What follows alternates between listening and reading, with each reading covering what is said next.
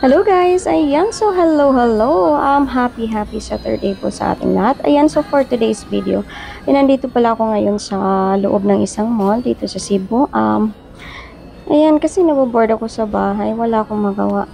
Dito ako pumapasyal, nagtingin-tingin sa mga Christmas na guys. So ayan, naghahanap pala ako ng costume na Santa costumes. Ayan, nagtanong ako dito, pero pang lalaki naman din dito sa first floor. So, ayan, umakyat tayo sa taas kasi sabi ng isang guard na nasa second floor po yung mga pambabae. So, ayan, tingnan natin.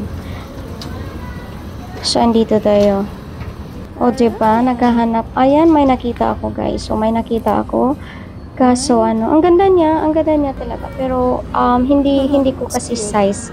Kasi ang liit ko, ayan. So, pero yung, pero yung presyo naman, hindi kaya pa ng bulsa ko. So, yan, balik na lang tayo next time. So, mag-ikot-ikot na lang tayo dito. Ikot-ikot pa. More ikot pa tayo, guys. Ayan. Nafe-feel ko talaga yung Pasko dito sa loob ng tingnan nyo. Yung sa loob ng mall. Ayan, binalikan ko naman yung costume. So, naakyat din ako sa taas. Ayan, may hinahanap talaga ako, guys, pang kitchen. Tapos, lang, tingin-tingin lang. Ay, ang cute. Ayan, dito tayo.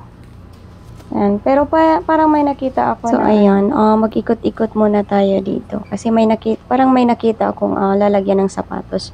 So, ayan, puntahan natin, guys. Ayan, nandito siya. Parang gusto ko itong bilhin, pero hindi muna ngayon. Kasi wala pa akong, ngayon. Walang pera.